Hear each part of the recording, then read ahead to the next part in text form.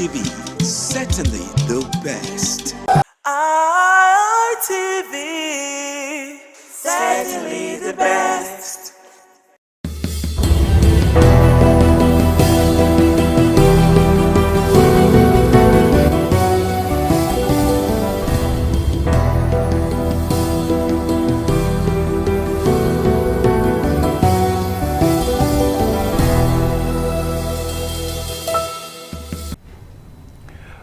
It's another very beautiful Friday afternoon on independent television and radio here in the city of Benin. My name is Kingsley Okoje and the program is Issues and Voices. Coming to you courtesy Network for the Advancement of People with Visible Disability. NAVID is a non-governmental organization that's based here in Benin City that is advancing the rights of persons with disability. Today on the program, it promises to be super exciting as we have a wonderful guest in the studio. Don't forget, we are on our inspiring series. Last week, we brought you a young lady who rose from arches to become a successful lawyer in Benin City. Today, Kindness Idahosa, Esquire. Today, I have another inspiring story for you. A young man who lost his sight but found strength in his hands. And today, he's a craftsman. He works with the Edo State School for the Blind as a craft instructor. But before I go to my guest in the studio today, my sign language interpreter is Goodluck Amusi, doing justice to our deaf community. Honorable Sir Igbinoya, welcome to Hitches and Voices. Good afternoon, Mr. Kisley. Good afternoon, viewers and listeners at home. All right, Honorable Sir, without wasting much time, I want you to detail to us your journey from when you lost your sight and how you were able to navigate that experience. Just take us through that journey. All right, thank you very much. I lost my sight when I was very young, years back. So there was no hope of continuing education until some years God Almighty brought me that in His mercy. I was able to locate school for the blind. And after my primary school days and all that, I was able to find my way to vocational schools where I went to learn craft 2011 and 2016. And after 2011 was just a scratch. 2016 was advanced, and after then, God Almighty have really helped me in the craft work and all that. That is how the journey have been. All right, you just rushed through it, but I will slow you down a bit. Right, you were not born blind. In the disability community, we call it, you are not congenitally blind. Yes, sir. Meaning you acquired it in the course of life. Yeah. How was that transition for you? As someone who could see and suddenly, for whatever reason, you lost your sight. How did you accept that transition? Well, it was not easy. I lost my sight when I was still very young due to, how should I put it, ignorance in the part of my parents. It was a cataract. So as I was coming up then, you know, this, I was in the village when they break those kind of native medicine, apply it. During that process, it damaged the two eyes. That's how I lost the sight. And after then, there was no hope. I was at home for all these years and doing nothing. But Almighty God that is always making a way where there is no way. He now brought me that to light. That's how the journey of life started, part 2. Did you at a point doubted yourself? Because today now you are a success story. Were there times you felt it can't happen? I mean, many times. This is just how it's going to be for me. Many times.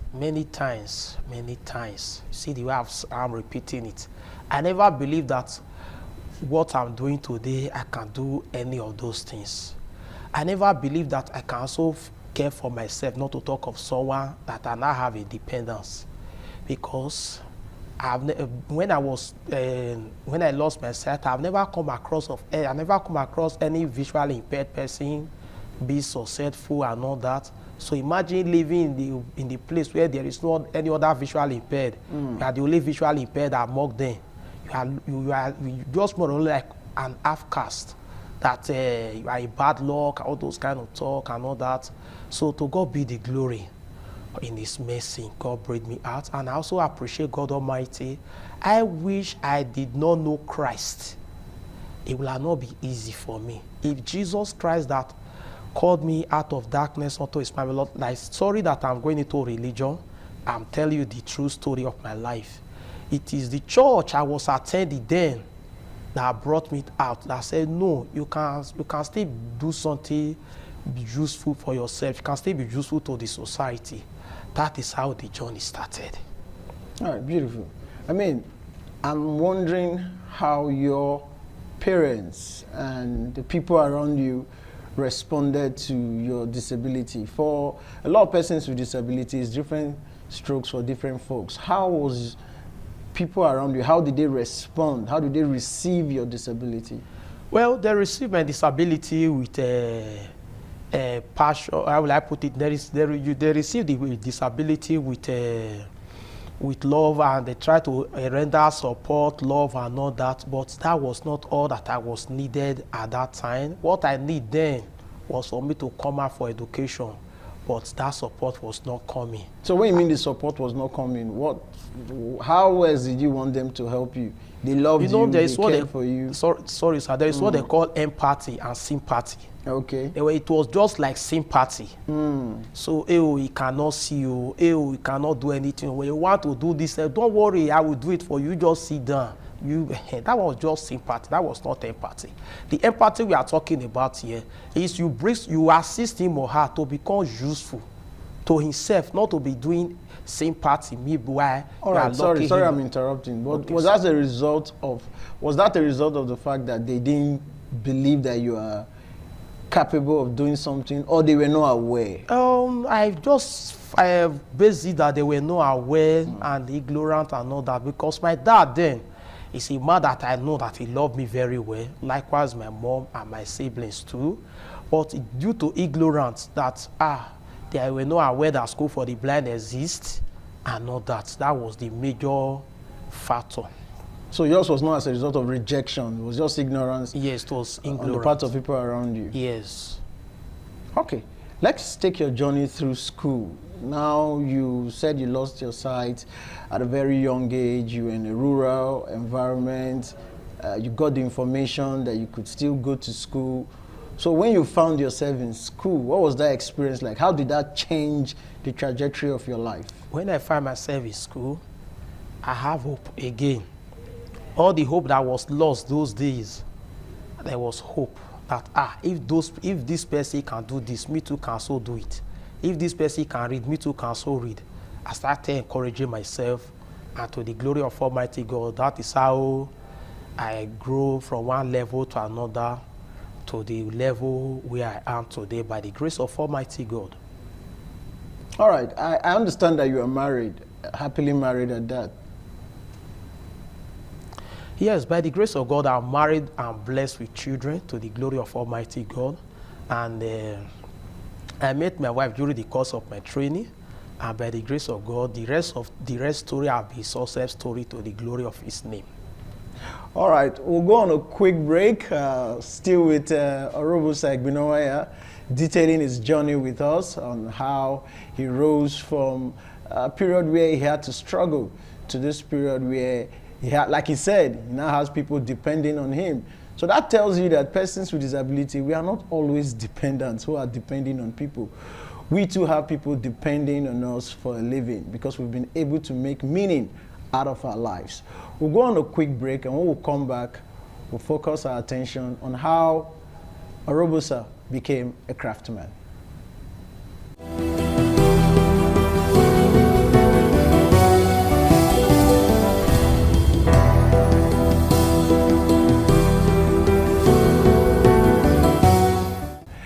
All right, welcome back. You're still on to Hitches and Voices, reaching you from independent television and radio. Like I always say, we are broadcasting live on TV and radio simultaneously. So thank you for all those who are following us on radio as well. My guest in the studio is Orobusa Egbinowaya, a visually impaired craft instructor with the Edo State School for the Blind. So Orobusa, You lost your sight, but you still had your hands. Very well. And today your hands has become very useful. So why did you go into craft? Well, by the grace of God, I go into craft at a result of let me diversify a miss. Let me just put it that way, because the support I was expecting was no longer coming, so I had to look for another means to continue life. That's how I entered into craft. So today you are a craft instructor with the Edo State School for the Blind. Yes. But for a blind person, people will be wondering, he can't see. How is he able to become a craft person? No, that will require vision. He's supposed to see what he's doing. What would you tell people like that? Well, what we tell people like that are watching us now all over the world, despite that the eyes is not there, but every organs of the body, they are still very much intact. So whenever I'm doing this craft, I always go around to be counting it. You have to do with a calculation. And mind you, when you miss one, all your work will be destroyed. You cannot get the true picture of what you're supposed to get. So you have to be, as we are doing it, it requires a lot of patience and it requires a lot of calculation. All right, I would like my presentation director to focus on your work. They are displayed here, bags that you've made, handbags. Apart from these handbags, are there other things that you are good at doing? Well, the other things that I'm doing by the grace of God, I do key holders, the one they can also popularly call keychains. We have some letters of beaded bags of bead. Letter A, letter C, letter D, like that. And beaded bags for ladies, as you can see, the one displayed on the table. Flower vase, I've been doing flower vase before now, but it get to a time I stopped doing flower vase and all that. So that's how the bead work. And when you talk about bead work, bead is a broad word, but I narrow my own to beaded bags, because in bead work you talk about necklace, earring, hand chair and all that, but I'm not into all those ones.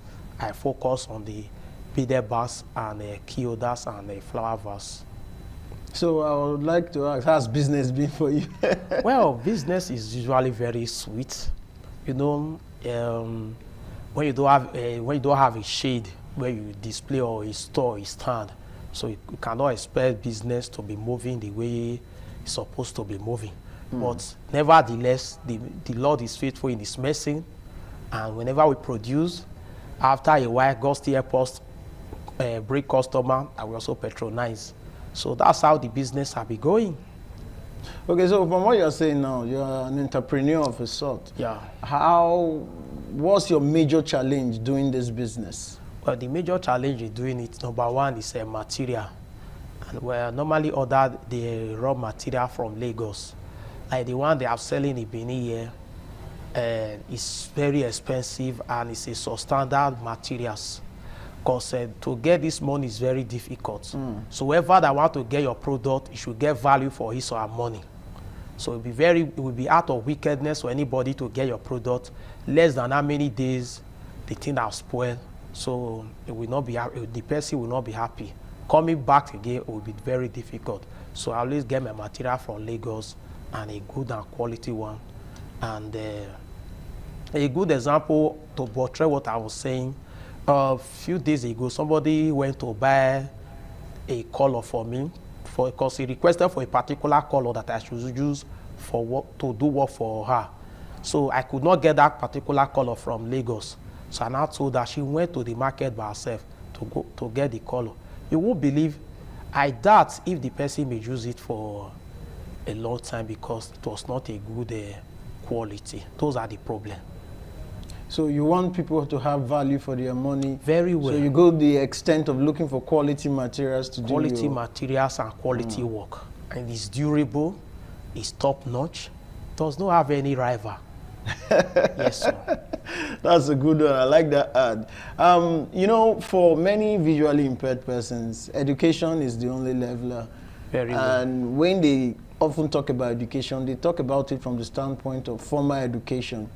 But do you think that a lot of blind persons who might not be able to go through the 4 walls of a university, for example, how important is it for them to learn skill? And is it possible for persons with disability to become craftsmen just like yourself? Because some might be doubting. It's possible, but the problem now is that the only school that was doing that for persons with visual impairment, since all these years, the school is grounded.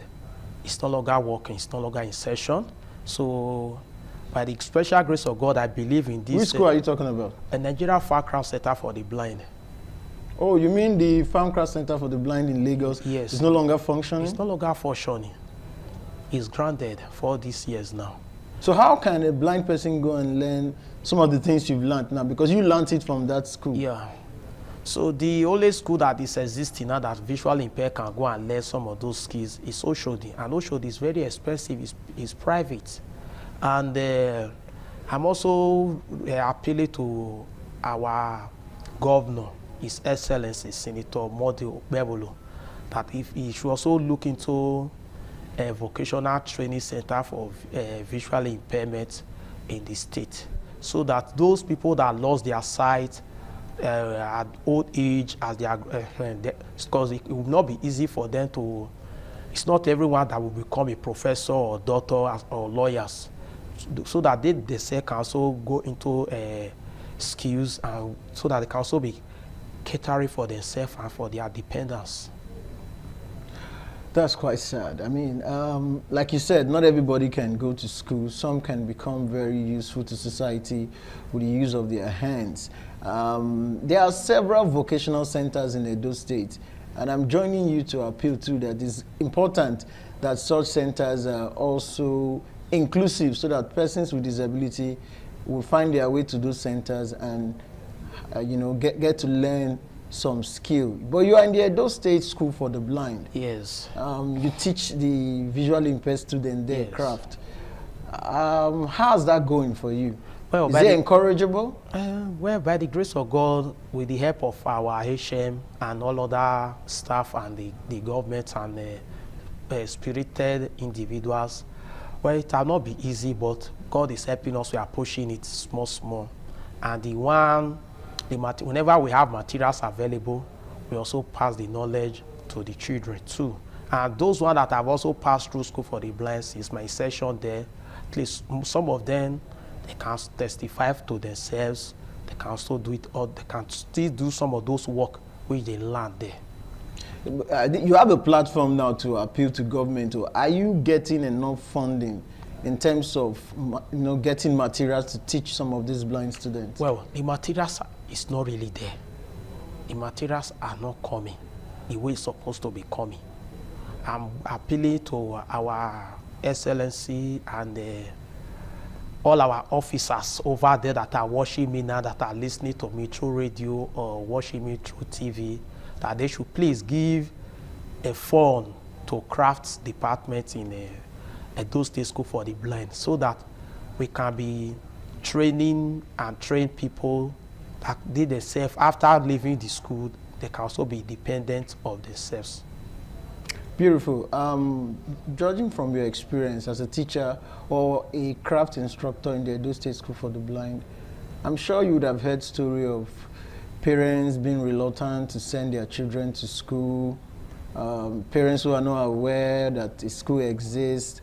What do you have to tell parents out there who, one, are reluctant, or two, are not just aware? Well, it's very sad that you have a physically challenged child or a visually impaired, you think he or she cannot be useful. It's very sad. There is a word that says there is ability in disability. That child, you think that he cannot amount to something good in life, please just give him or her the opportunity and see the wonders the Lord will bring out from him or her. Because the Bible makes us understand that the stone that the builder rejected become a chief cornerstone. That child, you think that he cannot amount to anything. I promise you, when you give him or her the education he desire, that he deserves in life, it will become the one that will be carrying the family glory.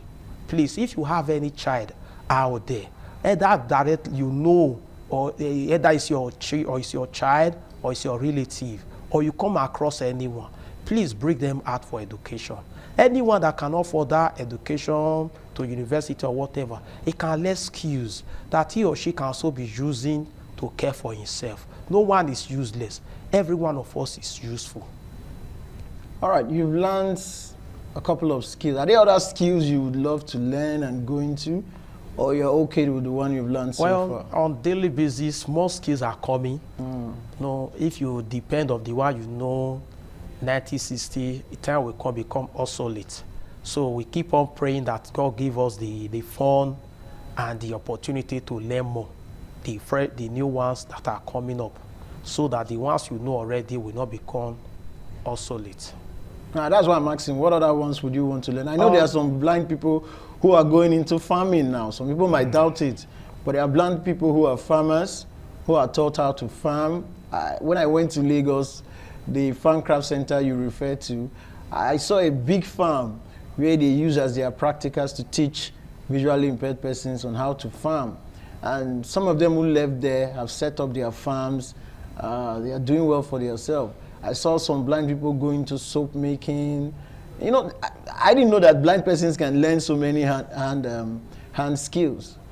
Well, thank you very much. You talk about Farm Craft Center for the Blind. Farm Craft Center for the Blind is a very vast place that we are teaching so many things, where visually impaired learn so many things outside crafts. We talk of soap making, your mention, home and body care products, anyone you can talk of, they are all doing it there. Except for those that will go there to play, those are the ones that will not be able to make good use of it. Those ones that really go there to learn, after graduating from that place, coming back home, their life don't normally remain the same. And I believe by the grace of God Almighty, and with the hardworking governors, with the hardworking governor we have in the state, and the team members, and I believe they know this that time that we also have that kind of school year in Edo State too. My last question, and I want you to answer that very briefly. Was there a time where anybody tried to stop you, or anyone doubted you? Yes, and it was when I was trying to learn this craft many years ago. Somebody tried to stop me that don't go, but it was one of my pastors that said, well, go. As you go there. Why did the person say you shouldn't go? What was the reason? He told me that the craft they are doing is not encouraging and all that. He saw those cane chair, cane bag, those ones. But getting there, it was a different ballgame entirely. And you are making a living out of what you are doing today. God is faithful. Fantastic. It's been an inspiring journey with Orobosa Igbinowaya, detailing his experience as a craftsman and as a teacher or a craft instructor with the Edo State School for the Blind. This is just to say that persons with disability are not liability to society. That if taught, if trained, if empowered, they can become useful not only to themselves, but to society at large. Orobosa is a true testament to that fact. My name is Kingsley Okoje. I'm saying join us same time on same station for another exciting edition of the program, Hitches and Voices. Till then, spot the hitch and be a voice. Goodbye.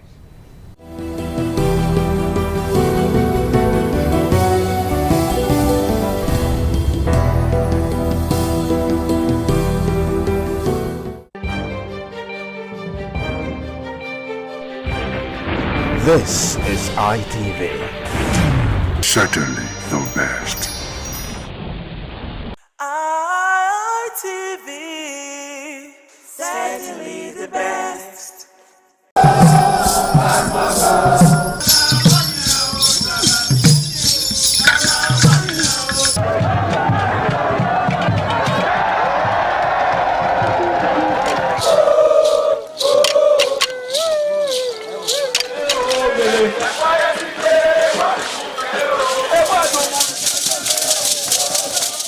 Omonoba Nedu Ukwakolopolo, Ewai II, Oba of Benin, stepped out majestically with loud crowd to perform the Isotun rites of his late mother, Queen Mother Ioba Omoni Ipoyeme, Ioba Ewai II, who departed this world 49 years ago.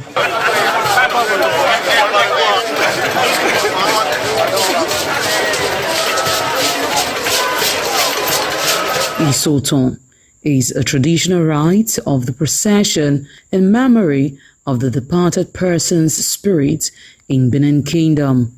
It is usually heralded by public display of the departed person's influence during their sojourn on earth.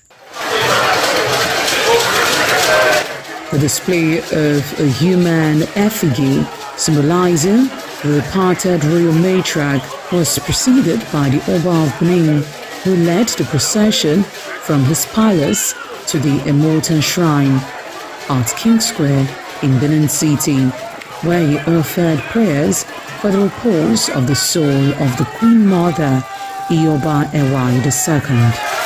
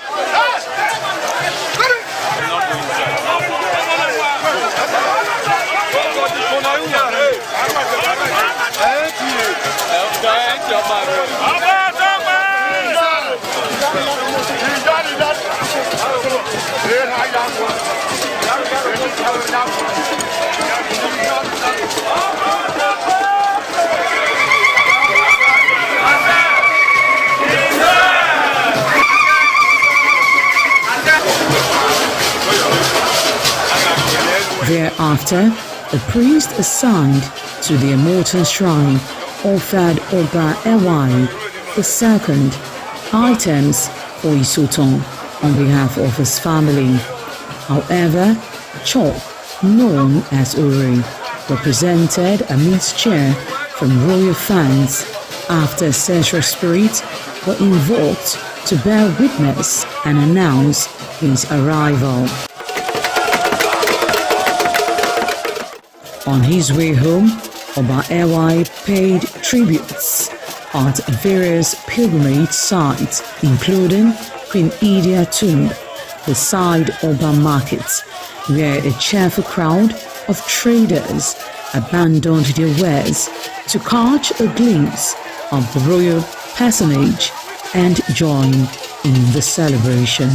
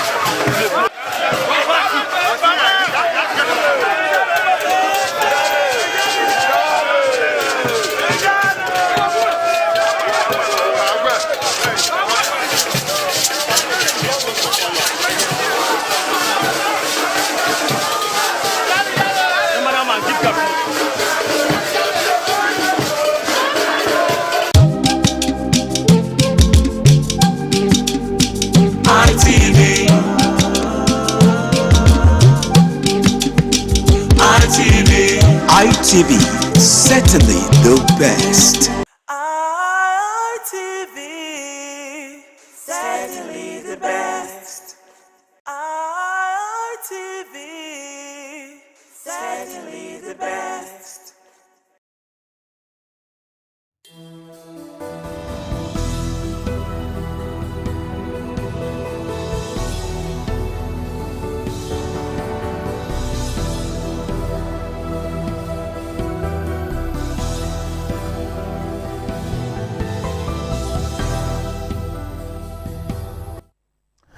Many thanks again for rejoining us on today's edition of the program Politics Today, reaching you live on independent television and radio.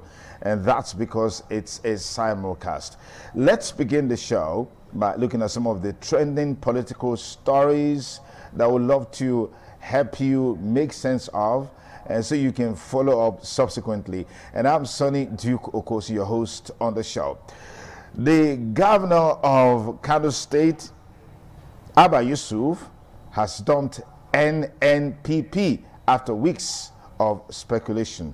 The governor says his exit from the party is aimed at fostering peace and unity and does not bear any ill will towards anyone. Kano State Governor Alhaji Abba Kabir Yusuf has formally resigned his membership of the New Nigeria People's Party NNPP. The development was disclosed by the governor's spokesperson Sunusi Bature Dawakin Tofa when he presented the letter of resignation. According to Tofa, the governor conveyed his decision in a resignation letter addressed to the chairman of Diso Chiranchi Ward of the NNPP in Gwale local government area of the state with effect from January 23, 2026. This is, of course, a fallout from weeks of speculation that the governor was on the verge of leaving the NNPP, which to a large extent brought some disagreement between him and his leader, talking about Rabiu Musa Kwankwaso. Okay, let's quickly move up a little bit. Rivers impeachment suit put on hold as court adjourns indefinitely. The adjournment the court held would allow the Court of Appeal to first determine the issue before it. And Oyigbo High Court of Rivers State in Port Harcourt has adjourned indefinitely the suit filed by Governor Siminalayi Fubara and his deputy Ngozi Odu, challenging the impeachment process initiated against them by the Rivers State House of Assembly. Justice Florence Feberesima of the Oyigbo High Court took the decision after being informed that two separate appeals had been entered in respect of the matter. The adjournment the court held would allow the Court of Appeal to first determine the issues before it. Okay, yeah, so much happening in Rivers State, and there is no end in sight. Let's take you to our next story. Reps Minority Committee confirms alterations in the gazetted tax laws. It said the current evidence was sufficient to warrant a deeper investigation to ensure accountability for the affront against the legislature. The House of Representatives Minority Caucus Ad Hoc Committee on Tax Laws on Friday said it had confirmed that illegal alterations were made to some tax reform laws passed by the National Assembly and assented to by the President, raising concerns about legislative integrity and constitutional breaches. Of course, this has been one issue that has been at the front burner in recent times with denials and counter denials, but it's coming to light that indeed there were alterations in the gazetted national tax law. Anyways, let's go into our package today. My first guest in the studio is a former member of the House of Representatives, former special advisor to State Governor, former senior special assistant to the State Governor, and the immediate past former Federal Commissioner of the Code of Conduct Bureau. I'd like to thank very specially Honorable E.J. Agboanyima, Honorable Ehiozua Johnson Agboanyima, so people will know where the EJ came from. It's good to have you on the show, Honorable EJ. Good to have you. Long time, my brother. Yes, it's been a while. Dr. Okoso. Congratulations. Thank you very much. Yeah, thank you. Good to have you on the show. Thank you. All right, let's and begin. good morning to our viewers out there.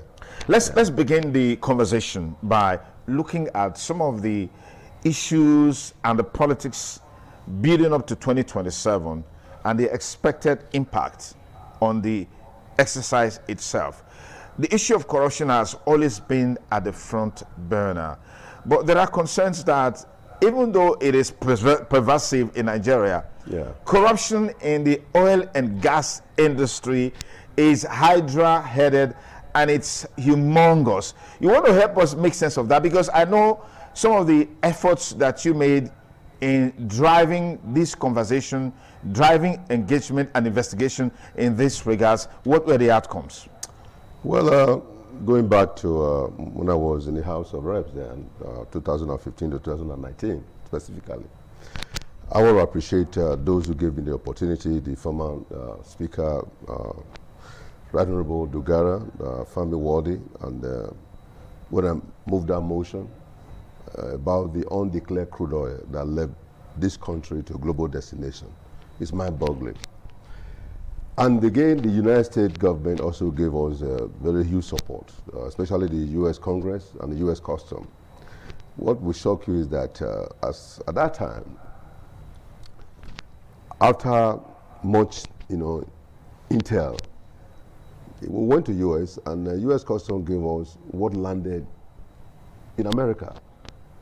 And don't forget, it was 51 countries that the former president wanted to investigate, but that former President Jonathan, which the Tompolo, Mr. Tompolo was part of this, who said that Mr. President must investigate the crude oil theft, because they were always blaming the militants in the Niger Delta region. That the real militants. They are in the IC. So Tompolo encouraged Mr. President to do that, and at the time, Dejani said no, but Tompolo stood his ground, and at the end of the day, Mr. President yielded and engaged molecular power system, and the molecular power system are engaged an international company based out of Houston, Texas, Lumos, one of the best company in the world that they have the satellite mapping system to monitor every vessel leaving Nigeria, real time.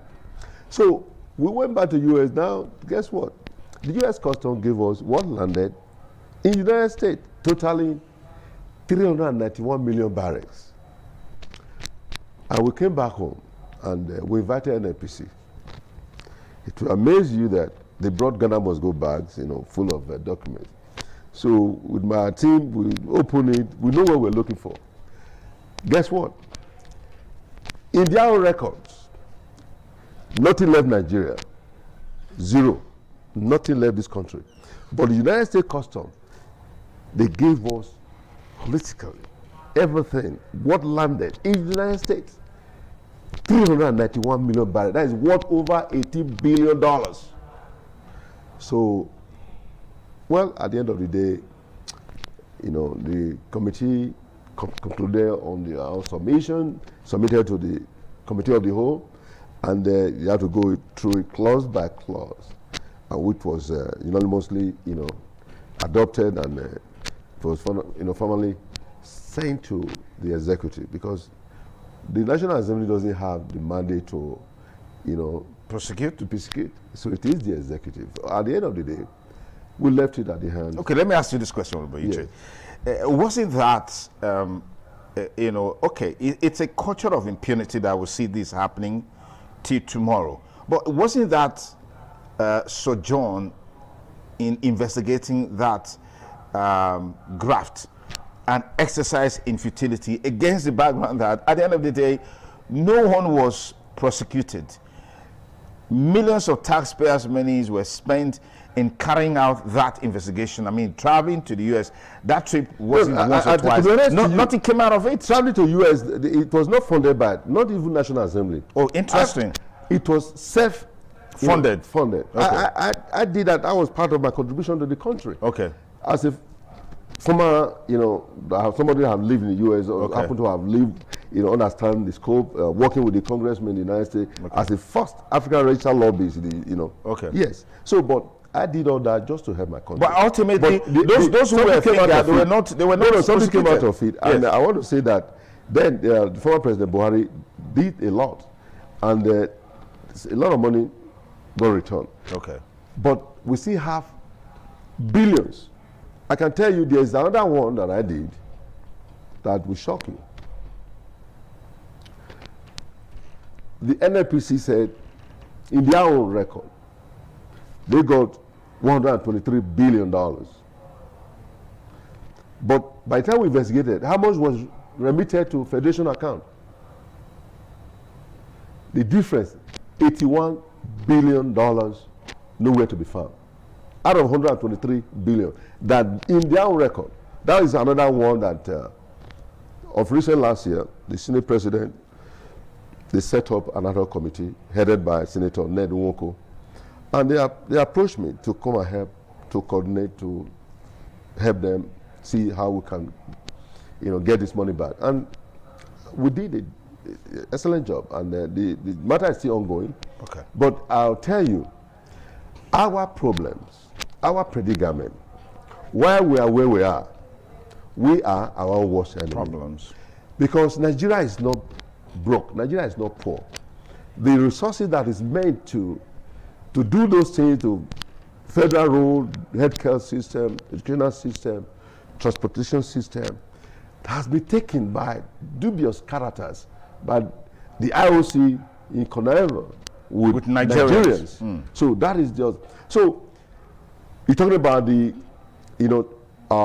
crude oil, there's what we call, this IOC is supposed to pay some money, certain money back to the community, host community. Over $15 billion that is due to the host community have not been paid to the host community, where they make. And are you going to talk about the former Accountant General? The former Accountant General, when I was in the Code of Conduct Bureau, he was investigated. He stole over 211 billion naira. And he's working free today.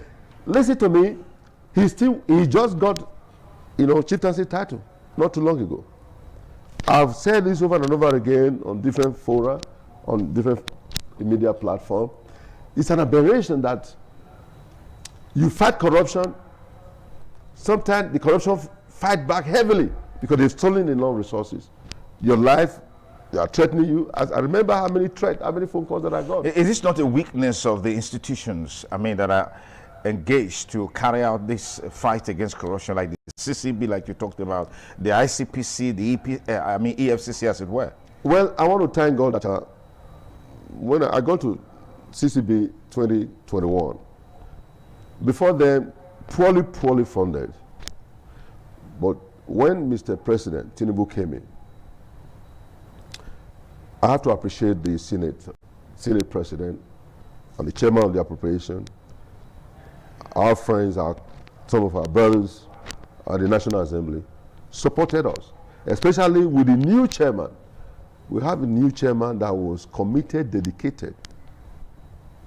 So we're able to get more funding. Okay.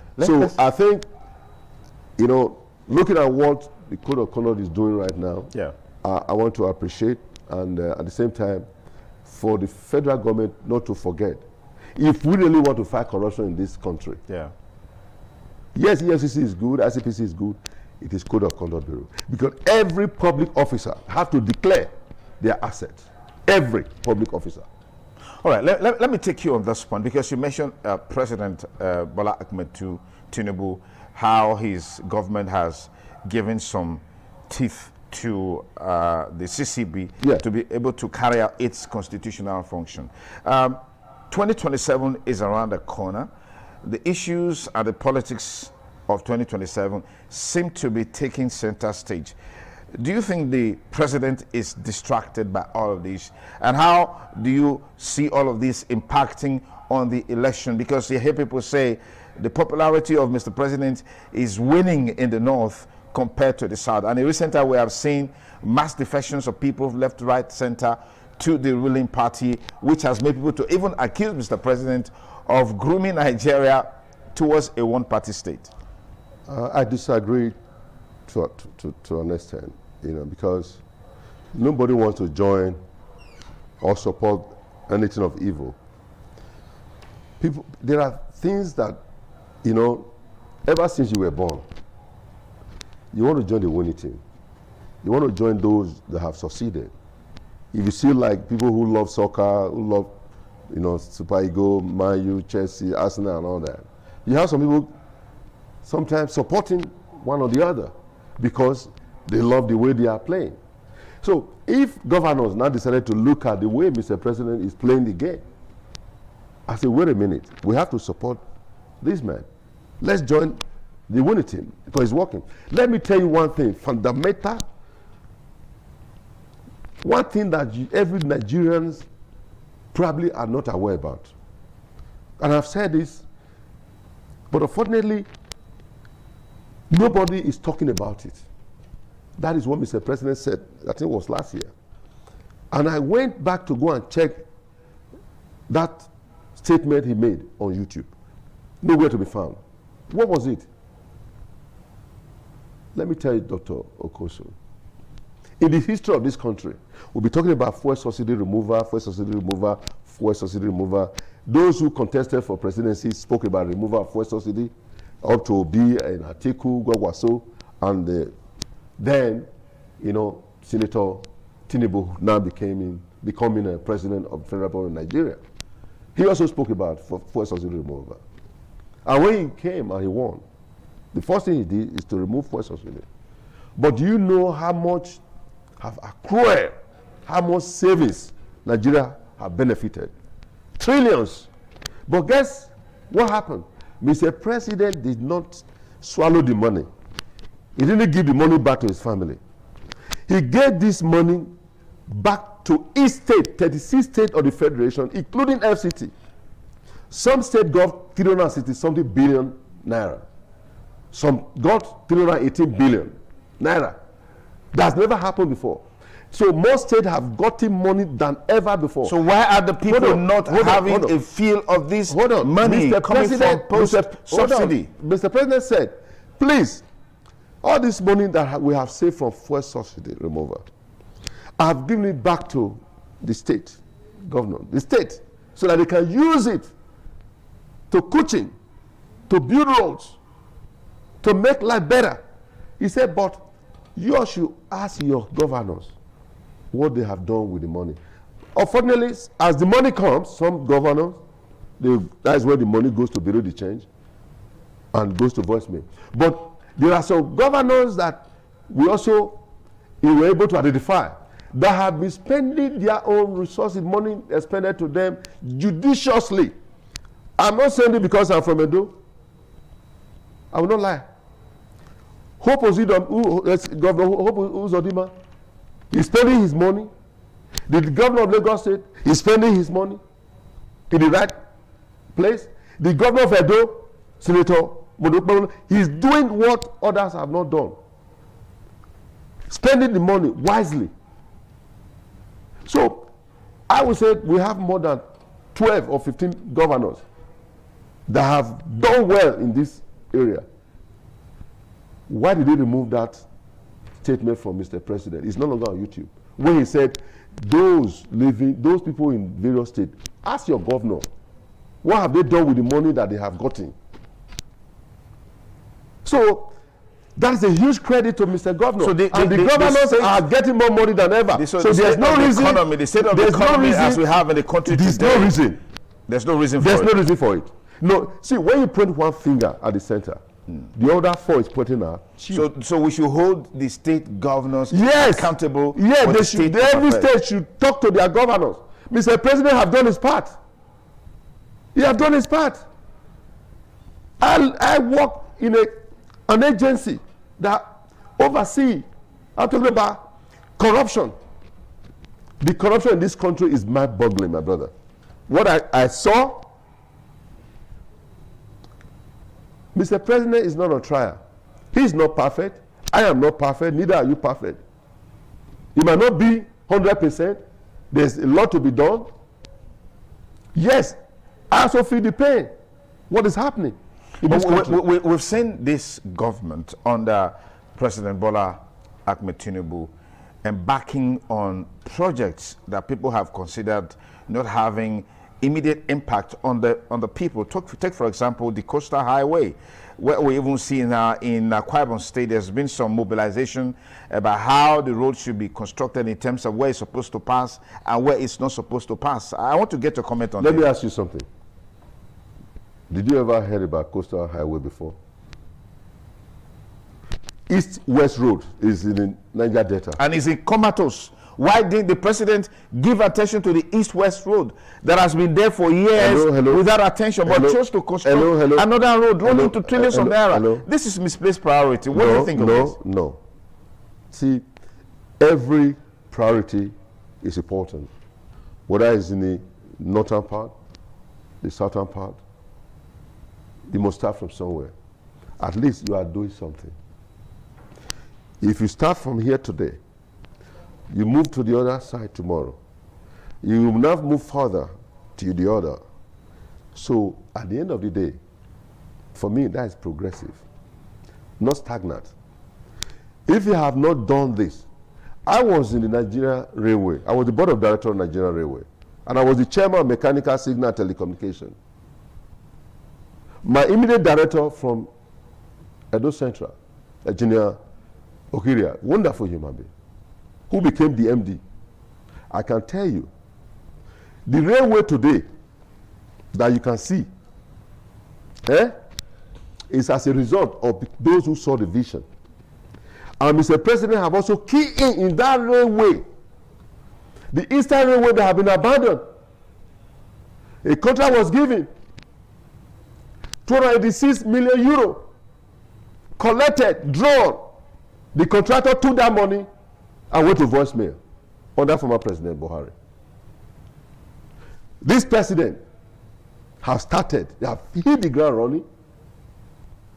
In the history of Nigeria, the railway is coming up compared to the way it used to be. So if Mr. President decided to engage or to move in by bringing Coastal Road to bear, we should applaud him. We should encourage him. Sir, when you finish this, we need this. People should be able to speak of their needs. So when I was in the House of Reps, let me tell you what I did. Having a town hall meeting is very crucial. It's not what I want, it is what the people want. So if Mr. President have spoken to some leaders, and some leaders have they woke up, they said, look, people are agitating for development, and he's yielding to their agitation. Let me ask you this question in all of this. Yes. What do you make of this culture where a state chief executive will not continue with the project that he met? He will rather, create his own legacy projects at the detriment of those projects that he met.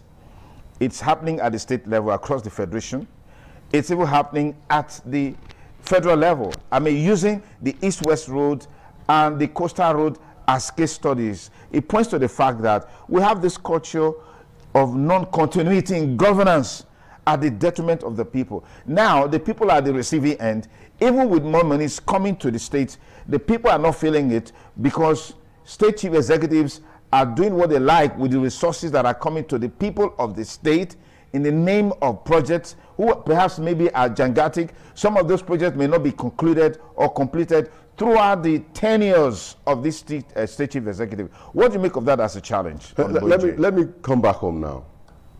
You're talking about, continuity.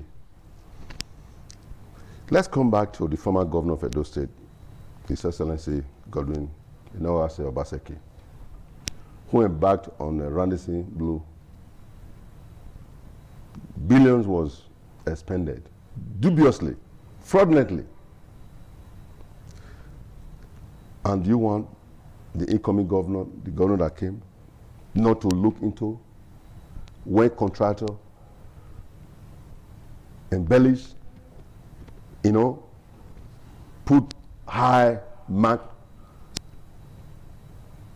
raise the project to suit their own purpose, for their selfish interest, their greediness, where somebody, consultant, fee what about billions without doing nothing?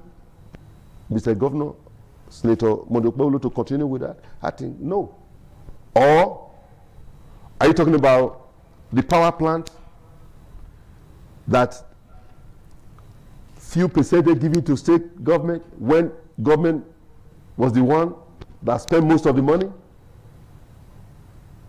The answer He should answer that. So, for me, look at the Imowa situation.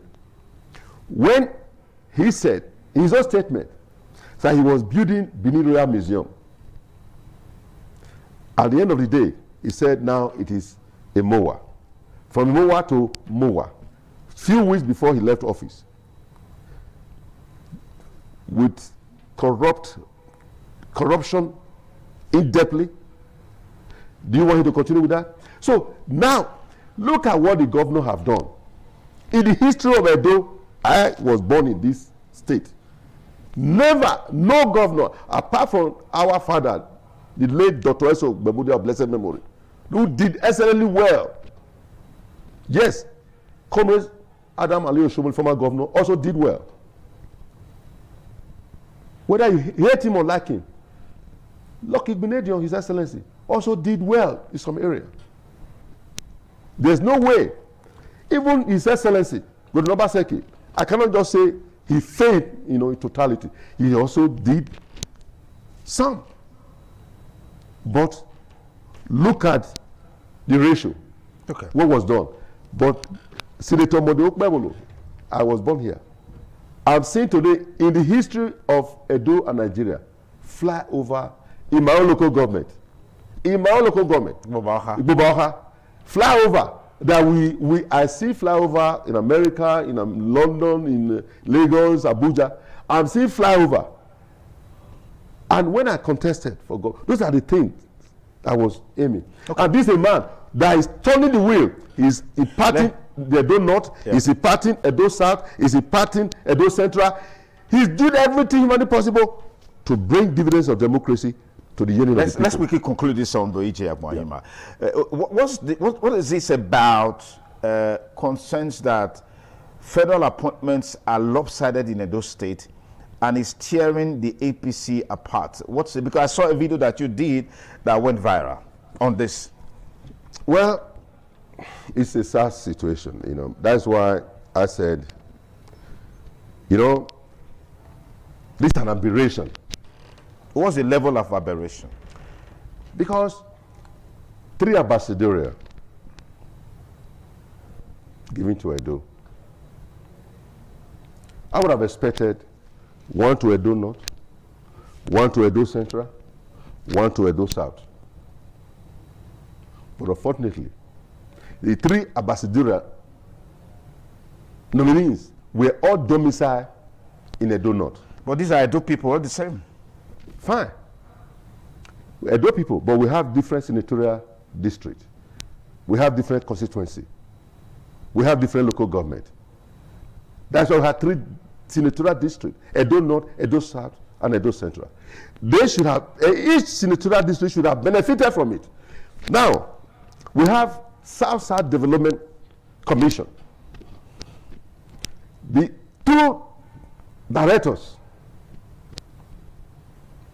all in Edo North. We have Benue River Development Authority in my own local government here.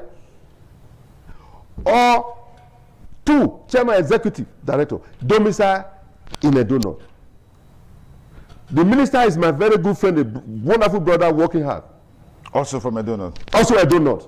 Special advisor to the president. Edo North. Why?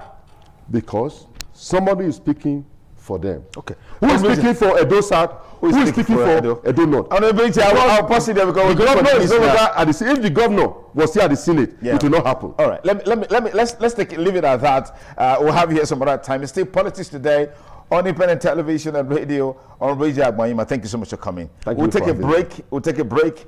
I'll be back with you with more. Our next set of guests are here already. Stay tuned.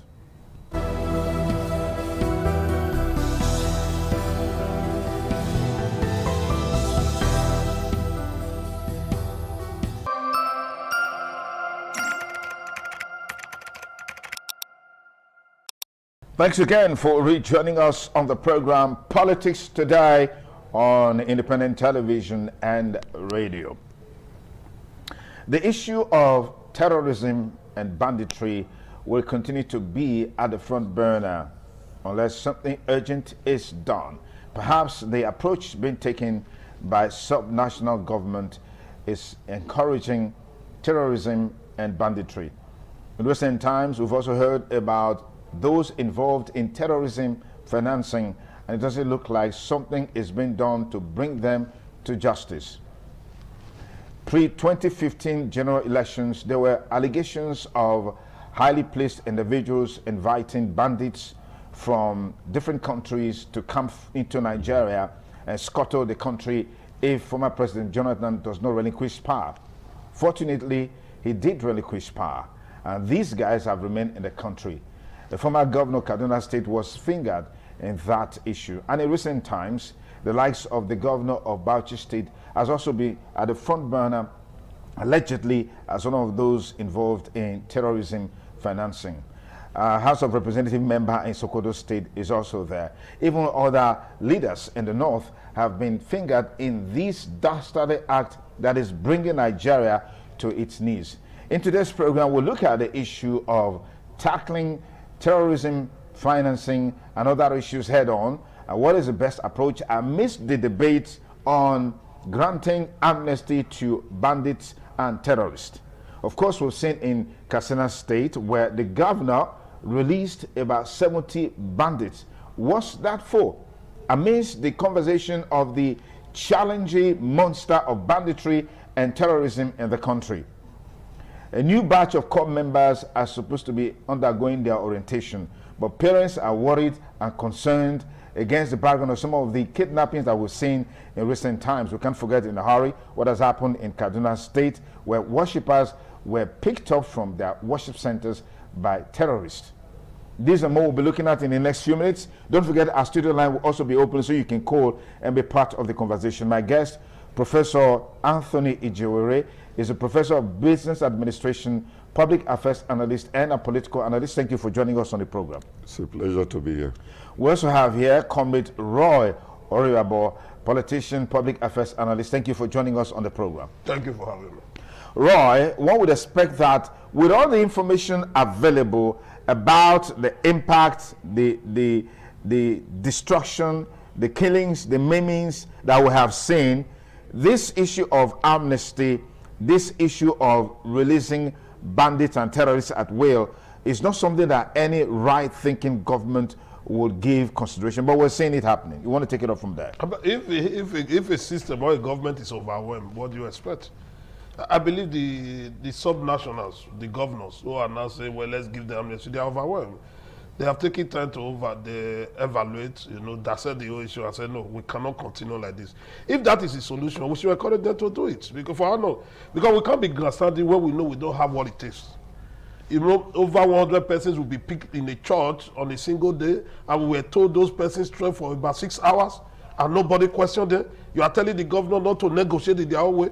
You cannot sit there in Abuja and be telling people in their village not to negotiate. And that was the reason when I listened to the Minister of Defense, when he was giving that order, giving that command that they should not negotiate, the governor should not negotiate with the terrorists. I look at him and say, what are you talking about? You are in Abuja under the AC, in your comfort there. You are telling people in the village. Do you know the pain? Do you know what it is that people who are supposed to go to farm on daily basis can no longer access their farm, and that is their source of livelihood. People who are supposed to go and worship their God genuinely and sincerely cannot do that. You are telling them not to negotiate. Over the years, we have not been able to demonstrate that capacity.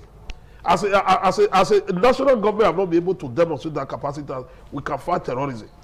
We were told countries outside who are not part of us were able to give us that information. They gave us the information that there are persons who are financing terrorism in Nigeria.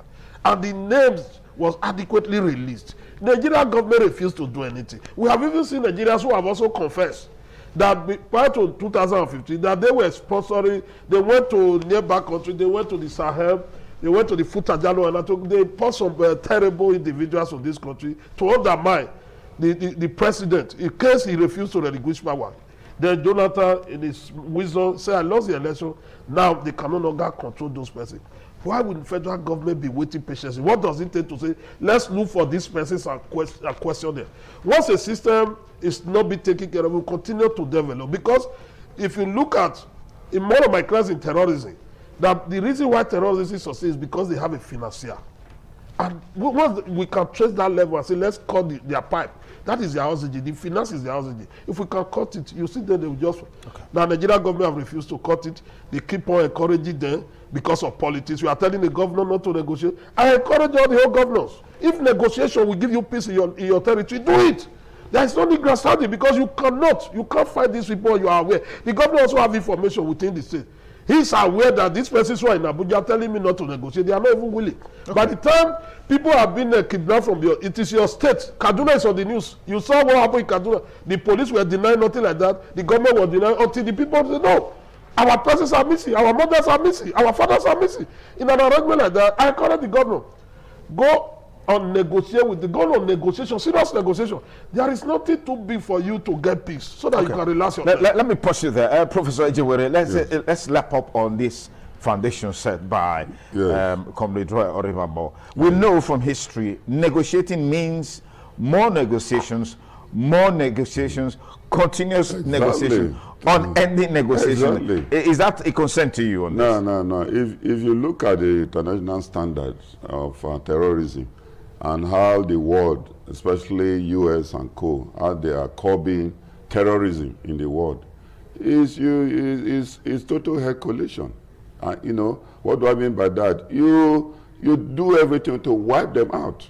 Because this terrorism, as we know in the country, started with Boko Haram. And from there, government was negotiating with them, especially with the Buhari government, was negotiating with them and all that. And what happened? Other groups also emerged, you know, other terrorist groups also emerged and all that. And in view of that, it's like, it's now a business, you know, and guess what? Politicians now use them during elections, you know, to carry ballot boxes, cause problem in their states, and so on and so forth. And that is why it's difficult to, you know, to really wipe them out.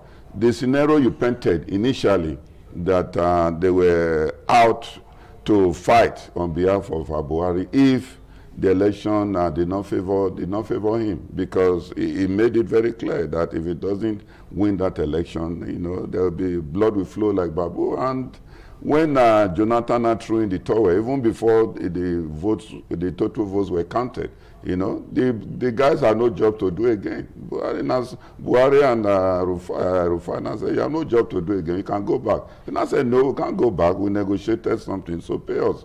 And government was reluctant to do that, and they went into operation, you know, in our various forests. So what I'm saying is that negotiation is not the way out, because if you watch very well what happened in Sokoto when America sprayed some good missile there, you know, most of them took off. Some were even appealing, begging that you know, the government should forgive them. So terrorists, you don't really, if you want to achieve success, you don't negotiate with terrorists. You deal with them. That's the only language you understand. Because negotiation thing is like you are feeding them. And when you are feeding them, the more you feed them, the more groups will emerge. And once the money is finished, they come back again and say, we need more money. They kidnap more people and all that. So I think politicians, especially the financier, they should, if government is serious, if the government at the center is serious, I'm talking about Tinubu's government,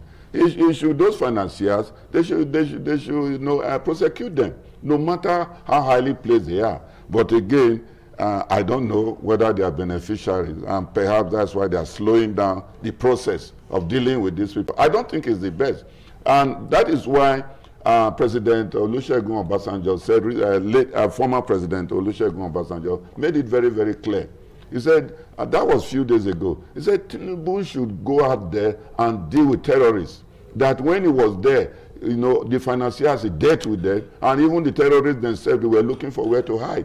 You know, and that you should go out there and deal with them. That's the only way that farmers can go back to their farm, and Nigerians will have peace. There'll be security in the country, and that's a former military general talking. So I think, minus politics, the government should remove politics and go out to protect the interests of its people, because Nigeria is a project, and people voted the government into power. So the security of lives and property of the people should be utmost in the heart of the government and not local politics that is killing the welfare, livelihood of the average Nigerian. All right, so, Roy, look at it from the perspective of resources accruing to subnational government and interface it with the impact on the lives of the people as a major fear while we're seeing banditry, while we're seeing terrorism. Because you look at Zamfara State, it's a record that a former governor in that state, his actions and inactions encouraged banditry so severely in that state, and that's why it has degenerated to the level that it is now. Katsina State is not far from it. So do you want to encourage this to continue when that has been done in the past? It didn't work. People were negotiated with, they were granted amnesty, they came into the city, they were given vehicles, they were given offices, given responsibility. But they were recruited into Nigeria. They went back into their businesses, and even some who were recruited into armed forces, they now become the sources of diverging spies, official secrets and all of that. I need to put all of this together. The power of negotiation, yes, cannot be overemphasized. It is easier for we to sit down very comfortable. I pray that nobody in life will be kidnapped. Then you will not be talking about negotiation. A friend of mine was kidnapped some time ago, and I know the pressure within the family framework. With the friends, all of us were bothered. Therefore, when you are in a comfort zone, you can say, no, don't talk about negotiation. For the governor to wake up and say, let's negotiate, and those negotiations are being facilitated by the people. The indigenous people are saying, we need negotiate with these persons. And they also have their own internal mechanism of even negotiating before the government intervenes. That's what the governor, these persons, we pay tax to them so that they enable us to go to farm. They were doing that so comfortable. Nigeria is an unusual society, and when we have approaches that work in other parts of the world might not necessarily work here. That is the truth. When my prof was saying America, there was a time America also negotiated with terrorists. They went to Iran, they brought their citizens back, they negotiated. America as of today have about over $900 billion for their defense for a year. How much is Nigeria voting? What is the entire budget of Nigeria? Then you are telling us we can cross there. We cannot cross because over the years we have not been able to cross anything. Crossing a lizard is a problem to us. We want to go and cross people that are being sophisticated. If negotiation will give us answer, we should negotiate. It is not because we have all it takes, but because of the lives that are being lost on a daily basis. How do you reconcile that President Obasanjo, who left government almost 20 years ago, is still talking about his own methodology he used? Or not to him that the society is evolving very fast. The method that we used, Yaradua used in Niger Delta, if you are using it today, it will not work because society is evolving. And not just evolving, and different things are happening. And that's the reason why people like Obasanjo won't take it serious on that statement. He's just saying it for saying, no, he cannot even implement it. For what we should do, the solution, I have also, my position have not changed. Now let's go down on the round table and talk to these persons. Now that we are aware of those who are financing them, let government start from there if we are serious. Not the people, the Musa who are in the bush. Not the Yoruba who are in the forest. That you are not saying, once you not go there and keep any of their relationships, they should not negotiate. You are not doing me any favor. You are not doing anybody a favor. Okay. The Nigerian government must demonstrate that serious capacity for the people to have that. When we are kidnapped, government will be there for us. Prof, I think. Okay, yes, sorry. Yes, no, go on. I know you want to. I think when we are talking about negotiation, we are not looking at it from individual perspective. We are looking at it from government, who is supposed to be the caretaker of the average Nigerian. Because recent events have also shown that kidnappers are not just, or terrorists, they are not just on their own. How can a stranger come to your forest, build tents in your forest, and from there they start picking your people one by one and deny them going to farm? Recent events have also shown, I don't want to mention names here, that some traditional rulers are even involved in terrorism. So as you are negotiating, a traditional ruler may come and say, oh, leave these people alone, they are our neighbors, we are all one Nigerian, and all that, and so on and so forth. We are also aware that some youth in the community are also involved you know, in kidnapping affair in our various states. So how do you continue to negotiate?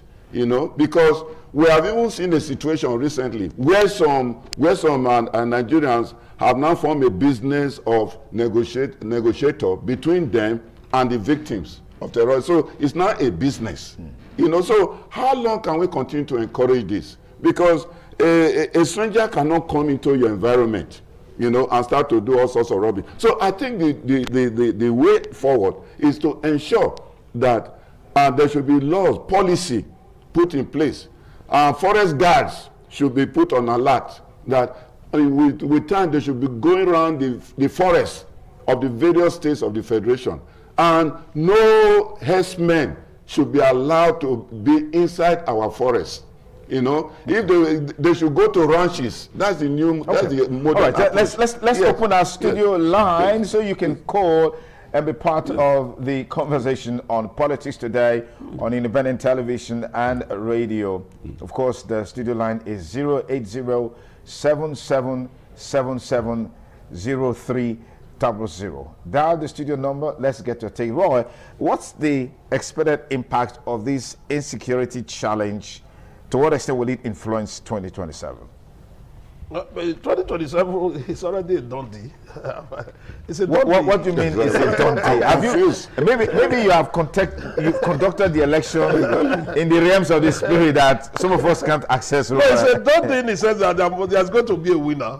That's what I mean when I say it's a done deal. Because the insecurity is a factor. If that is the reason why we are looking at 2027 election, these are some of the methodology that was used before. In 2014, people employed this kind of shenanigans. This mechanism will also employ that. Let us see how we can raise the level of insecurity to downplay the government that was in power then. And it worked for them. I don't see it working again because you can't continue to do things the same way and expect different results. This will not be able to change the narrative because even those who are there now, they know, they have the experience. Those who initiated what happened in 2014, they are the persons who are there. They are not the principal partners. Therefore, there is nothing that may likely be, nothing new will happen in Nigeria. It's something we are used to that will happen in 2027 because I'm not even seeing strong force from anywhere. We are just as we are. Nothing is going on. Individually, people are not happy, but collectively, we have not been able to take a stand. That's my own concern about the issue. Okay. When you want to fight, you should collectively be able to take a stand. Nigeria have not been able to take a stand collectively. Individually, we are all taking a stand, but that will not take us anywhere until we can make a statement collectively. It is on that I will know that 2027 is not a done deal. As for me, it's a done deal. Well, right, yes. I think I have an idea what you meant by done deal, okay. but it's not the best, especially when we are in democracy. Where democracy is supposed to be competitive, whereby parties should interact with the people, and the people in turn will vote for the best quality of our candidates that will rule them. So that resources will not be stolen, so that the interests of the people will be protected.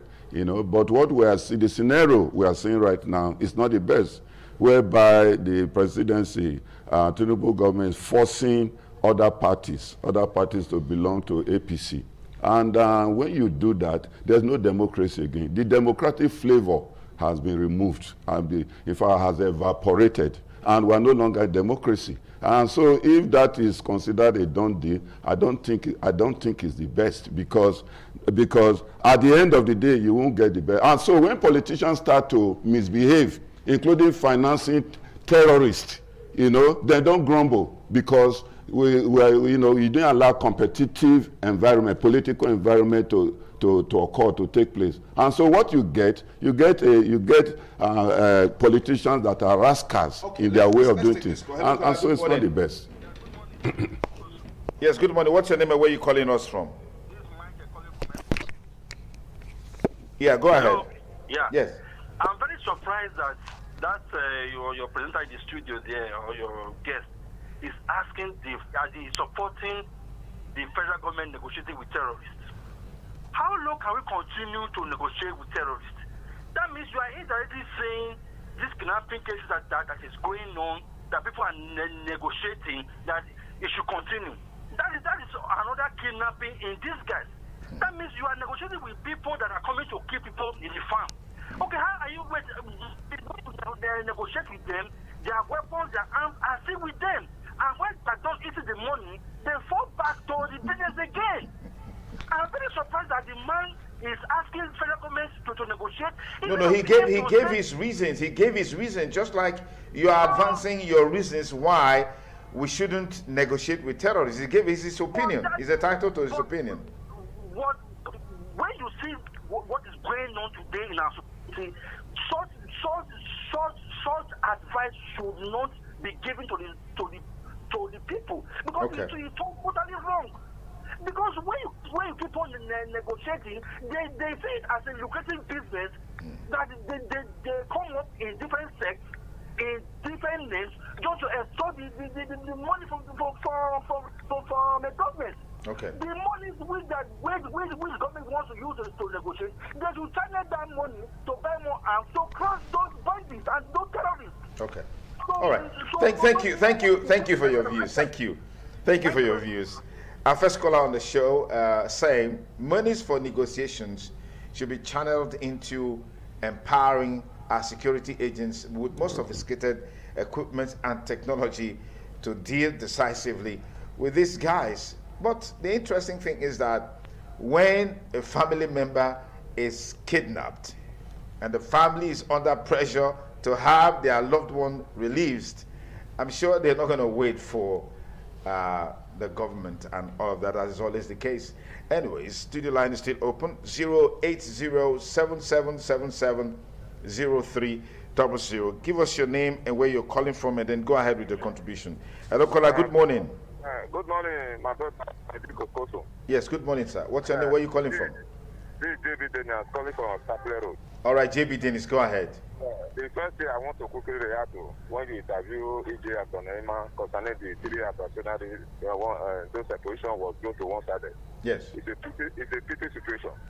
How can a three opportunity be one-sided, one secretarial district with all carry all of them? He makes so many appointments. Okay, for example, now the governor now reacted to all those things. Now they will say the governor is not party leader. It's a comfort. At least if the opposition come out like this, they're supposed to spread it into three districts so that there's not going to be a problem. Now, concerning the security, the kidnapper, for example, now, if the guy there is very right, because if my child is there and under the kidnapping, then we are waiting. If the federal government cannot do anything, you are asking me not to pay that one.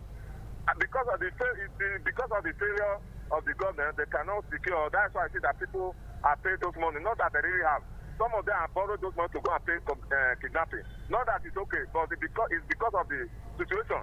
The area that I am facing, just like a Katsina State governor, say you want to grant amnesty to terrorists. And then you grant amnesty before 3 months, then go back to the creek again. That is what I am facing. That's just my thing this morning. All right. Thank you, JB Dennis. Thank you. Our studio line is still open, 080-7777-0300. Tell us your name and where you're calling from, and go ahead with your contribution. Good morning, caller. Good morning, my brother. Yes, where are you calling us from? What's your name? Solomon Ataga. Oh, Solomon Ataga, please go ahead. From Land. Yes, go ahead. The first guest you interview, I want to beg Nigeria. This is not about when you are in my party, anything you do is right. This same Buhari is complain of. They were shouting hallelujah under Buhari, that Buhari is the best president. Nobody. When we enter this democracy as start, the blessed memory later Tony and Nene, they will be able to be calling the president in order, which is the ambassador, under the same party, when he did things that is not good. Today you came on here and said the president have increased the RGRO for the governor. We have Ministry of Work in this country. The past Minister of Work, Fashola, today have not been investigated. All the money that was pumped into the Ministry of Work. Today now, if I ask David Omai, the Minister of Work, how are you using the money? Can they give us? The revenue that increased, is the president visiting each state, seeing the development so they can give evidence of that? The answer is no. He have never paid a visit to this state now. Douglas knowing how they are using it. They're coming to we are working. This cry will continue again because the governor is working as you said. The flyover now, if the people say, let's know the details, let's be transparent, can he tell us? After when he leave office now, you will now hear that it was also billion. Hey, it's too much. So These the same problem we are. It's still like we are moving in one circle. Therefore, the issue of kidnapping, I believe the government have the power if really they want to fight them. We cannot negotiate with terrorists. Okay, can I come and form terrorists in Igwebe now, disturbing the peace of the state, waiting for government to come and negotiate with me? No. Let's crash them. Who are these people? Are they more than our military, the police and all that, our air force? Are they more than us? What are the weapons they are using? Are they making the weapon for only them alone? So those are not, we don't really understand where we are. All right. Thank you very much, Solomon Ataga. Our last caller on the program today. We also want to say big thanks to everyone who made a contribution to our conversation. Big thanks to Honorable E.J. Agmayuma, who joined us earlier. Comrade Oriaba, thank you for coming. Thank you for having Anthony me. Jure, thank you for It's a coming. pleasure. And to all our listeners and viewers, we appreciate you. To the crew behind the scene, making this a huge success, thank you so much. And I'm Sonny Duke Okosun. We'll be here again next week, Saturday, God willing, for a fresh installment on the program Politics Today on Independent Television and Radio. Have a great weekend.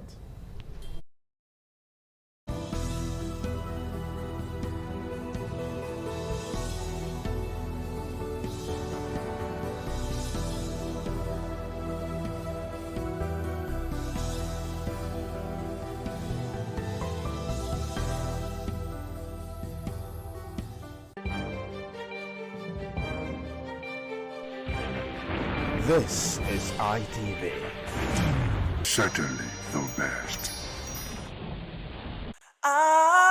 ITV, certainly the best.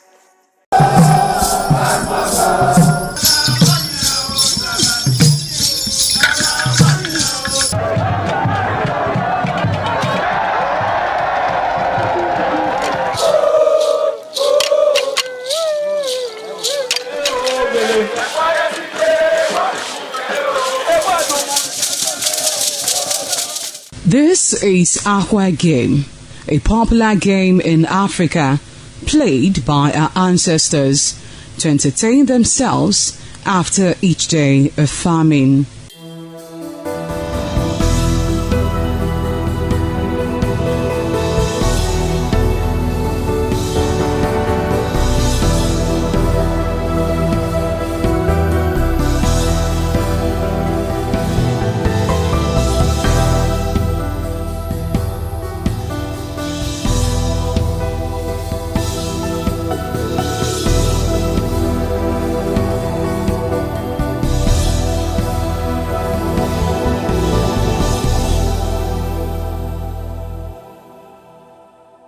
It is also relevant in our coronation in Africa.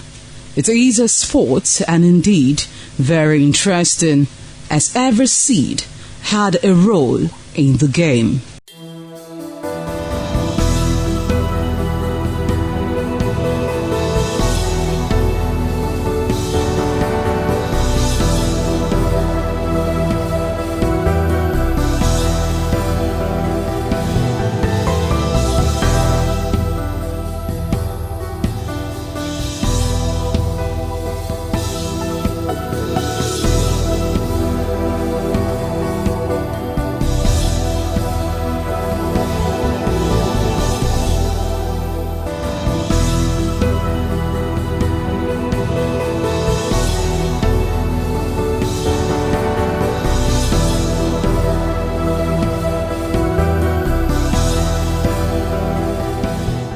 Playtime is 45 minutes per set. There is no age limit as long as you can spin Aqua Seed. Ayo or Aqua Game, known as the game of intellectual. This game requires a lot of mathematical skills. Aqua Game is played with carved wooden box containing 12 holes.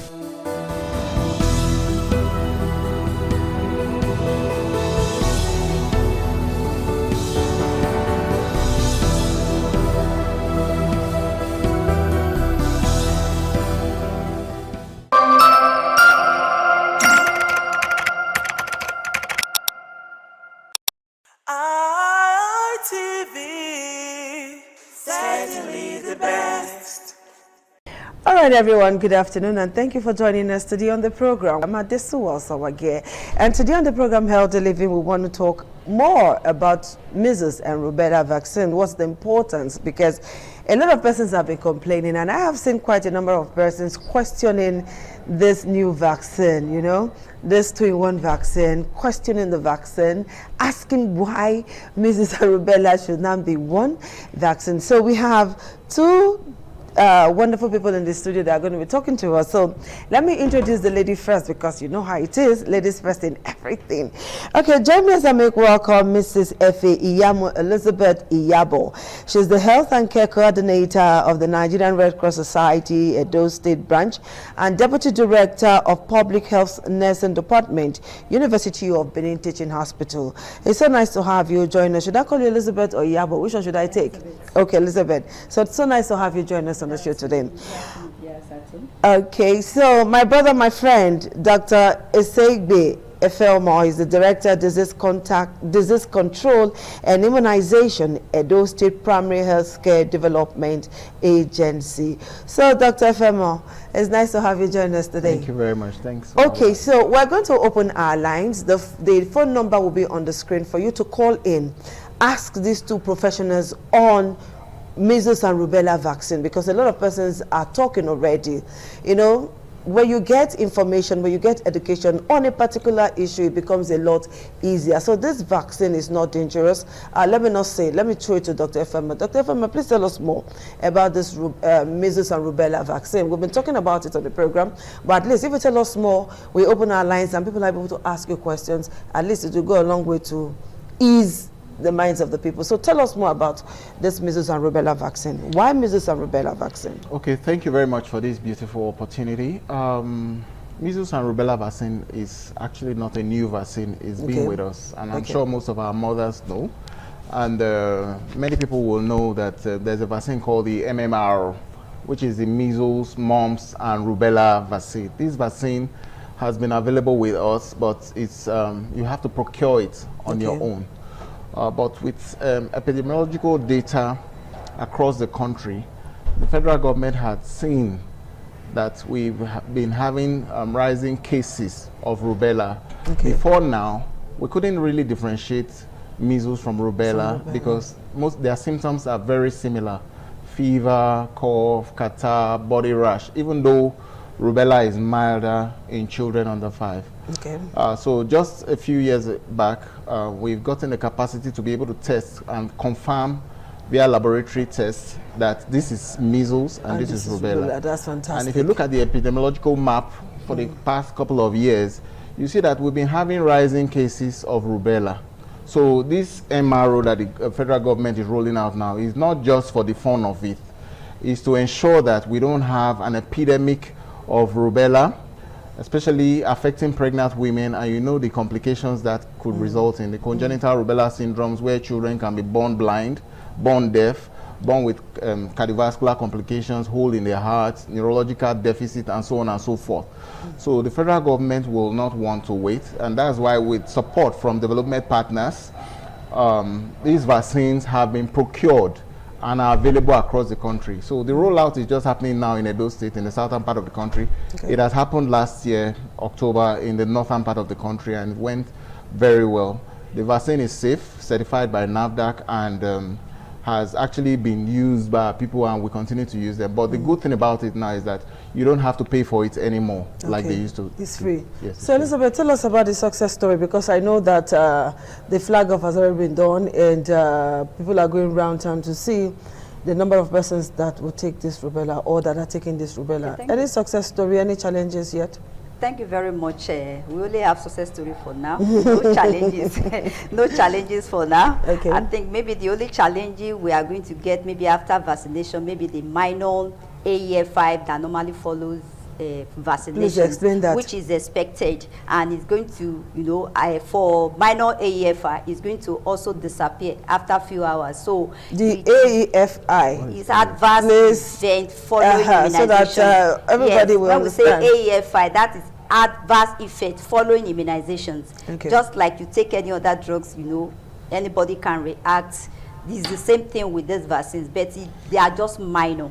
minor adverse event, and it's not going to be for everybody that is going to be vaccinated. Just maybe 1% of the people that are taking these vaccines. And the success story we've had, at least for today, like today after the flag of many children were vaccinated with this measles, rubella parents allowed, parents even followed them down, to come and take these vaccines. And because the sensitization, we've also started our sensitization before now.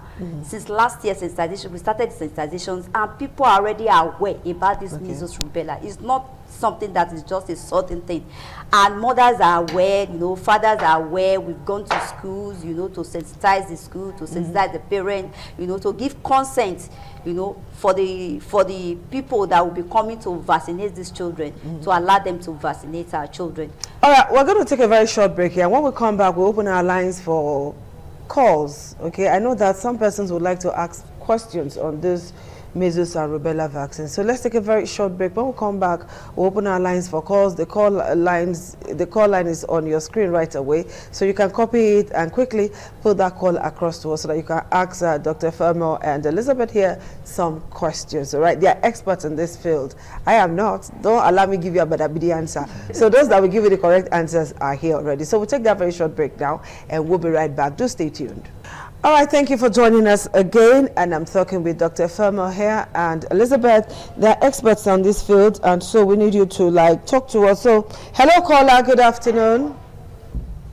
Hello caller, good afternoon. Reduce the audio level on your television set and ask your question. Hello? Hello caller. All right, I don't know if that caller is not hearing me.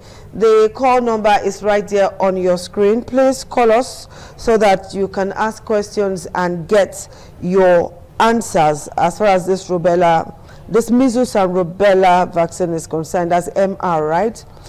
Okay, before now, the measles injection used to be on its own, rubella on its own. Why this combination now? Okay, thank you very much. So, like I said earlier, that we have the capacity to detect rubella as separate from measles now. That's why federal government has procured the rubella vaccines to protect our people and to eliminate rubella and measles completely out of Nigeria. We would not want a situation where the children are getting to receive so many vaccines. Yes. That could be discouraging. Okay, doctor, let me pause you now. Let's quickly take this call. Hello, caller. Good afternoon. Please tell us your name, where you're calling from, and ask your question on measles and rubella. Okay, go ahead, Uche. Hello, go ahead, Uche. I can hear you. Hello, I can hear you. Okay, doctor, please continue while we wait for another call. I think there's a problem with the connection right away. Yes. That our children will have to receive. So those of them that have similar properties are combined. So we have the vaccine you call the pentavalent vaccine. It has 5 antigens in them. And the essence of vaccines is scientific and simple. It's to stimulate our immune response that God has put in our body to be better prepared for a disease. I'm going to be interrupting you because of this call. No problem. So, hello, caller. Hello. Good afternoon. Please tell us your name and ask your question. Okay. My name is Umogbe. Okay. Okay.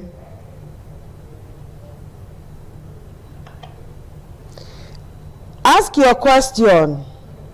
Well, I think we are having some kind of issues with this call line. Maybe they don't hear me, but I'm hearing them. Okay, doctor, maybe we should ignore these calls and just go ahead with what we have to do this afternoon. Okay. So, like I said, God designed the human body in such an interesting way. You can either get immunity naturally or artificially. So that is why those of us in this part of the world are better immune to illnesses that are endemic around our environment. For instance, malaria. The way we would respond to malaria is different from the way a Caucasian who just came here. Because over time, we have gotten natural immunity over time. But it's not all illnesses that you wait to get natural immunity from, because for the first time they could kill. So the reason why we have a lot of children living beyond their first 5 years of life is because of vaccines and antibiotics. So anybody rejecting vaccines now is not doing himself or the society at large good, because there's what we call herd immunity. If many of us are protected, that disease will not be able to penetrate that community.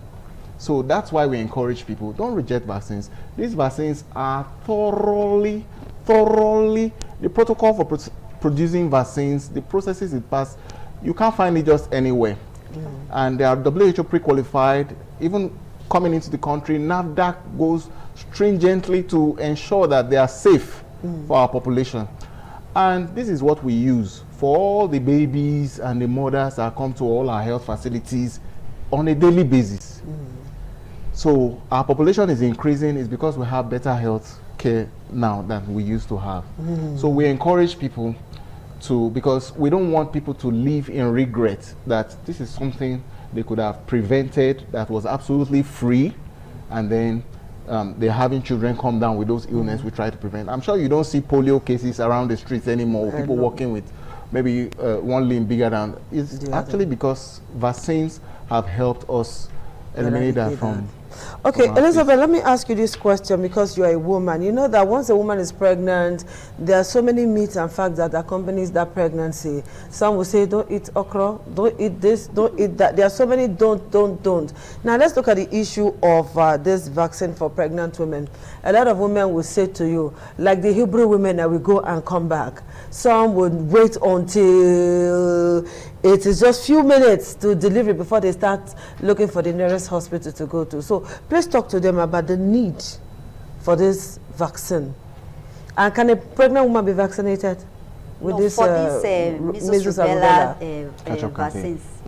Women cannot be, especially the pregnant women, they cannot be vaccinated with measles rubella vaccines. Okay. But we only ask them to vaccinate their children. Okay. And if a pregnant mother is contacted with this, especially the rubella virus disease, yes, it's very, very dangerous. Just like Dr. Esegbe said, that it can lead to a lot of complications for the unborn child. For the unborn child, because yes. if a woman come in contact with the person that has this rubella and she contacted this rubella, she will also transfer that same virus. So how can a pregnant woman now protect herself against rubella? Because you may not know. You may take public transport, you can be in public places, you go to markets, you even go to hospitals, and there may be one or two with that kind of rubella problem. That is why the safety so how can she protect herself? That is why safety precautions is also very, very important.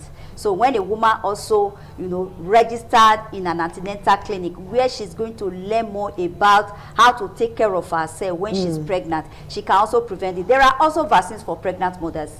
There are also vaccines like the TD vaccines that we give to pregnant mother to prevent them, she and the baby, from tetanus, diphtheria disease.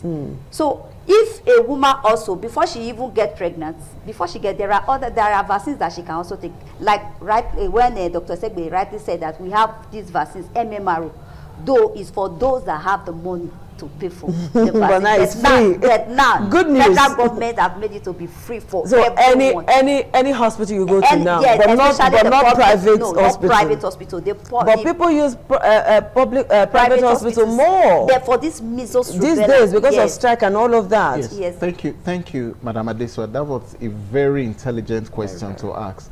So you see, we're having a catch-up campaign from January 27th to February 7th in the state. Tomorrow. So the reason we're doing this catch-up campaign is to ensure that we mop up a lot of people who may put those pregnant women at risk. So children aged 9 months who ordinarily should have their measles rubella at 9 months. to children aged 14 years will be receiving these vaccines to ensure that a protective shield is formed around our communities and the viruses don't find pathways to the pregnant women who are predisposed to having severe complications. So unfortunately, time is up so fast. So what's the way forward now? Let me ask Elizabeth before I come to you, Doctor.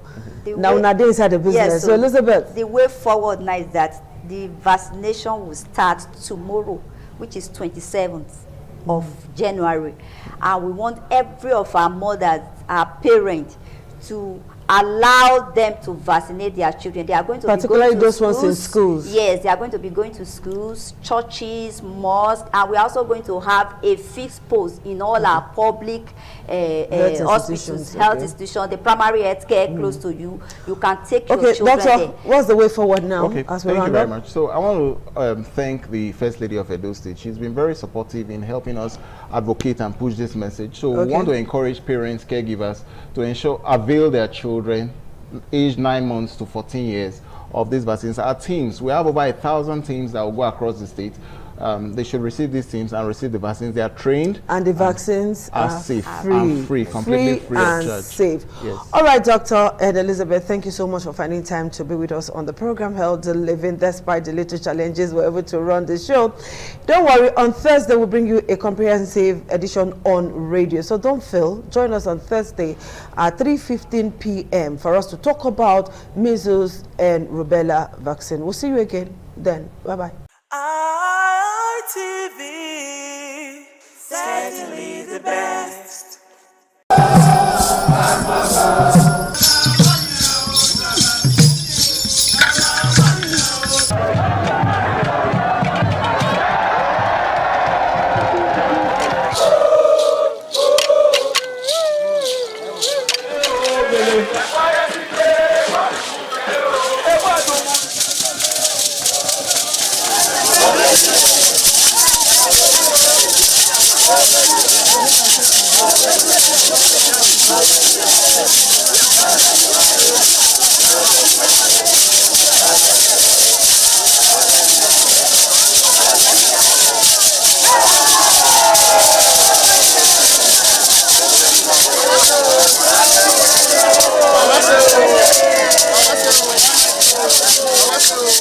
Top on the list of the initiates was the eldest son of the Esama of Benin and former governor of Edo State, Chief Lucky Nosakare Igbenedion. 11 of his siblings, namely Bright Ayamekwe Igbenedion, Honorable Charles Osenwige Igbenedion, Peter Osawari Igbenedion, Dr. Fred Osanwi Igbenedion, Barrister Mike Osarene Igbenedion, Efosa Douglas Igbenedion, Ukponwa Enes Igbenedion, Osawe Igbenedion, Edosa Igbenedion, Dr. Daniel Omorige Igbenedion, Agbon Steve Igbenedion, as well as the Executive Director Operations, ITV and Radio, Chief Elder Ugbeide Nwonse.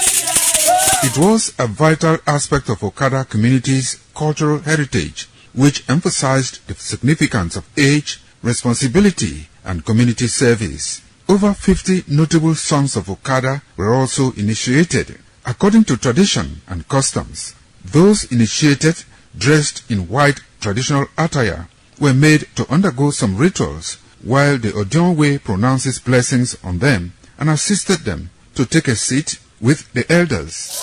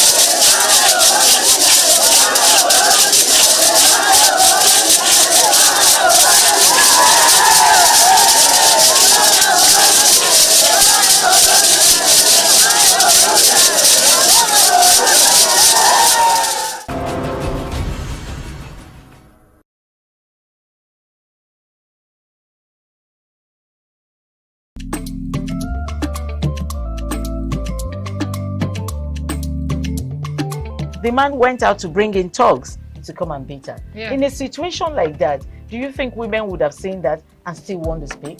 Bully, we're talking about. That's what I said. So when they bullied her, Yeah. now, if she's not bold enough, she will shut up. What is your advice for girls out there that are so desperate to be married? We women, we have to be really intentional about our parenting. If you know a child is being abused, or you see signs, a bruise or a child, it has to be investigated. People barely even breathe when they are going for a shrebi and something. You have to be They can't smart. sit If down. you see where they are dressing them up or dragging on both sides, you cannot breathe. And these women will stay in those events for hours just to keep up with that beauty trend. Is that healthy? That's not healthy. I am Patricia Uremu Gabriels and we're reaching you live from our Lagos Network studio. Of course, Women in Conversation is a program designed for women to discuss about themselves.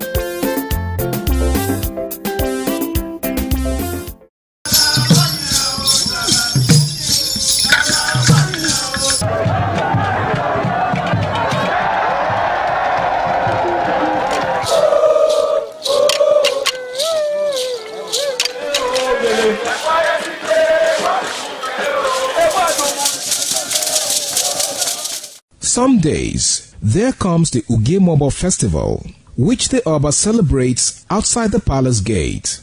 A pavilion is built of red cloth where rites are performed to drive away all evil spirits still unsatisfied by the year's sacrifices. The Ugemobo Festival is to commemorate an event in Benin history which dates back to 1504 AD.